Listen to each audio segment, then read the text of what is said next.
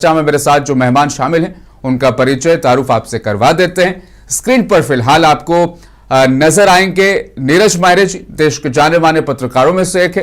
नीरज जी, बहुत बहुत स्वागत आपका। पिछले 3-4 दिन से हम लगातार दरअसल नीरज जी यही बात कर रहे हैं कि सदन में ये देश की राजनीति को दरअसल हुआ क्या है, क्यों सदन नहीं चल पा रहा है। और आज तो दरअसल कार्रवाई सिर्फ 1 मिनट चली। ये परंपरा है क्या कि अंतिम दिन की कार्रवाई सिर्फ 1 मिनट चलेगी? नीरज मायरे जी,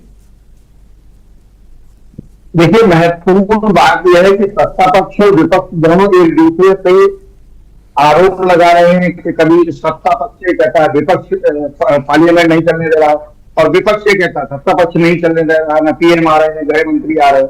हाँ, संसदीय कार्य मंत्री लगातार तमाम चीजों का जवाब दे रहे हैं, तमाम चीजों के लिए आग्रह कर रहे हैं। लेकिन महत्वपूर्ण बात यह है कि क्या सरकार की जिम्मेदारी है सदन चलाने की, ये विपक्ष की जिम्मेदारी है? पहले तो यह तय किया जाए। मुझे लगता है कि सरकार की जिम्मेदारी ज्यादा है और विपक्षी कम, लेकिन दोनों ही पक्षों की नैतिक जिम्मेदारी है कि सदन चलाया जाए, क्योंकि ये करोड़ों रुपया का टैक्स जिससे पार्लियामेंट चल रही है, जनता की गाड़ी कमाई के टैक्स ले रहे हैं आप, उसके बावजूद भी पार्लियामेंट नहीं चल पा रही और देश की जनता के मुद्दे वहां नहीं जा पा रहे। तो मुझे लगता है कि सदन चलना चाहिए था और नैतिक जिम्मेदारी स्पीकर महोदय की है कि वो दोनों पक्षों से बात करें, विपक्ष से भी बात करें, सत्ता पक्ष से बात करें, और किसी भी कंडीशन में तैयार करके दोनों पक्षों को सदन चलाया जाना चाहिए। लेकिन महत्वपूर्ण बात यह कि केवल सदन के बाहर एक ऐसी होड़ लगी हुई है, कौन किसके खिलाफ नारेबाजी कर सकता है, कौन किसके खिलाफ बोल सकता है।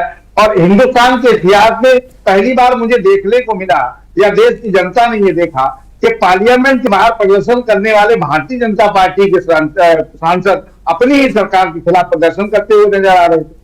तो समझ में ही नहीं आ रही कि देश की राजनीति कहां जा रही है। बड़ी दुर्भाग्यपूर्ण बात है कि ना आप छात्रों के हित की बात कर रहे हैं, ना पेपर लीक की बात कर रहे हैं, ना भारत की और तमाम किसान की बात नहीं कर रहे, नौजवान की बात नहीं करना चाह रहे। फिर 2047 में विकसित गणराज्य देश के प्रधानमंत्री कैसे बना पाएंगे, ये समझ में नहीं आ रहा है।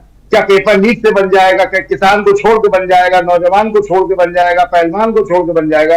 ये सारी चीजें देखने वाली हैं। मुझे लगता है कि दोनों, जो मैंने पहले कहा कि दोनों पक्षों की नैतिक जिम्मेदारी है कि सदन चले। हाँ, ये सदन तब चल सकता था कि सांसदों की सैलरी से अगर सदन चलेगा तो निश्चित रूप से चलता रहेगा, या जितनी देर सदन में बैठेंगे उतनी देर का आपको पैसा मिलेगा। जनता की गाड़ी कमाई, मतलब आपको बताएं कि 1 मिनट का खर्चा लगभग 3 लाख रुपया होता है दोनों सदनों का, राज्यसभा का और लोकसभा का। प्रति मिनट 3 लाख रुपया, लगभग 9 करोड़ रुपया पर डे। तो आप बताइए कहां से लग रहा है ये पैसा? जनता की गाड़ी कमाई का टैक्स है, उसी से आप पार्लियामेंट चला नहीं पा रहे हैं। तो मुझे लगता है कि सरकार को इस पर गंभीरता से सोचना चाहिए। और जिस तरह की बातें लगातार सरकार दावे कर रही है कि हम विपक्ष जो है पार्लियामेंट नहीं चलने दे रहा, सदन नहीं चलने दे रहा, तो मुझे लगता है कि जब 160 सांसदों को निलंबित करके संसद चलाई जा सकती है तो अभी भी चलाई जा सकती है, क्योंकि राहुल गांधी के पास 160